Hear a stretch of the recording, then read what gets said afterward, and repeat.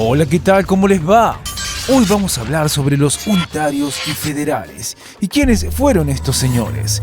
Bueno, debemos decir que se conoce como unitarios y federales a los ciudadanos miembros respectivamente del Partido Unitario y del Partido Federal enfrentados durante la Guerra Civil Argentina que tuvo lugar entre el año 1828 y 1831. También decir que esta guerra tuvo lugar en la Argentina post-independentista, una vez finalizada la Revolución de Mayo de 1810 y dispuesto o destituido el orden colonial. Y lo último que diremos es que toda esta situación estuvo motivada a los desacuerdos profundos respecto a cómo organizar el territorio de las Provincias Unidas del Río de la Plata, la misma que luego se convertiría en la República Argentina. Pero continuemos hablando un poco más sobre los unitarios y federales porque hay mucho más por saber. Porque debemos decir lo siguiente.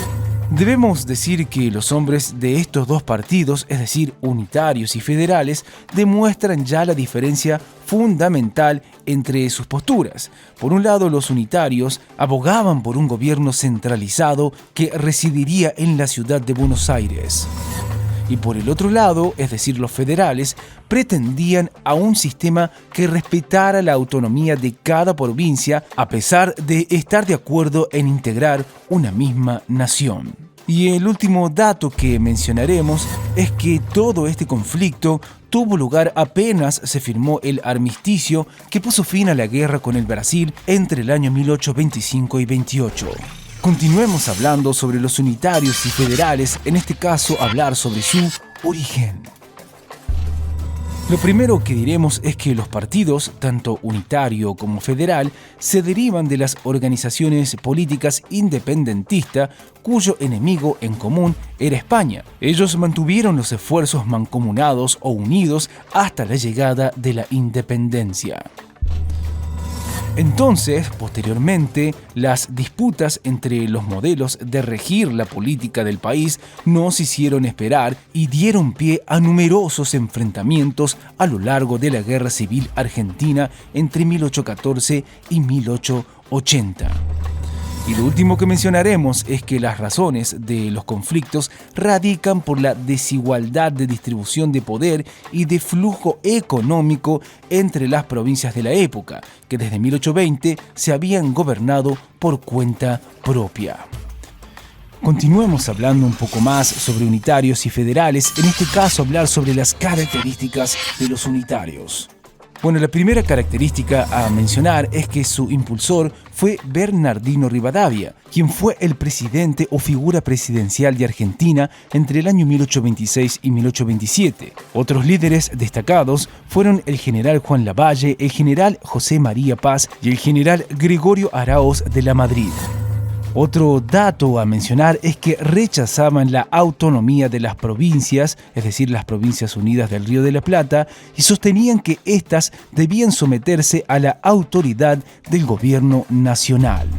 Otro dato que no debemos dejar de mencionar es que en líneas generales sus líderes eran miembros de las élites intelectuales, tanto como en los entornos políticos y económicos y con poco arraigo en los sectores populares.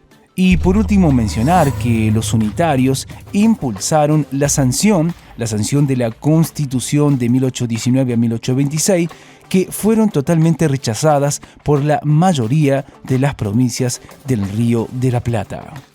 Sigamos hablando un poco más sobre estos unitarios y federales, en este caso hablar sobre las características de los federales. La primera característica a mencionar es que sus principales impulsores fueron Artigas, Manuel Dorrego, Juan Manuel de Rosas y Facundo Quiroga y Justo José de Urquiza en el caso de los federales. También mencionar que en cuestiones económicas promovían un proteccionismo económico que limitara el ingreso de mercaderías extranjeras y que protegiera de alguna forma la producción interna o local. También mencionar que estos jefes federales defendían la idea de que cada provincia debía tener gobierno y como así también leyes y estilos de vida totalmente propios. Y por último decir que los federales fueron los que impulsaron la firma del Tratado del Pilar, el Tratado del Cuadrilátero y el Pacto Federal, que junto con el Acuerdo de San Nicolás fueron los principales antecedentes de la Constitución Nacional sancionada en el año 1853. Continuemos hablando un poco más sobre estos unitarios y federales y por si no quedó claro hablar sobre sus diferencias. Bueno, lo primero que vamos a ver es el sistema de gobierno. Por un lado, los unitarios se caracterizan por un gobierno totalmente centralizado con amplios poderes, mientras que los federales tienen una convivencia entre un gobierno central con facultades limitadas y provincias totalmente autónomas. La otra diferencia tiene que ver con el pensamiento económico. La perspectiva económica de los unitarios se asocia al liberalismo económico, mientras que los federales se asocian al proteccionismo económico. La otra diferencia tiene que ver con la recaudación de impuestos. En lo que respecta a la recaudación de impuestos, son recaudados por el gobierno central en el caso de los unitarios, mientras que los federales son recaudados por el gobierno central y los gobiernos de las provincias. Y la última diferencia tiene que ver con los modelos de referencia. Los unitarios tomaban como modelo de referencia a Gran Bretaña y a la Francia napoleónica, mientras que los federales tomaban como modelo al federalismo de los Estados Unidos de América.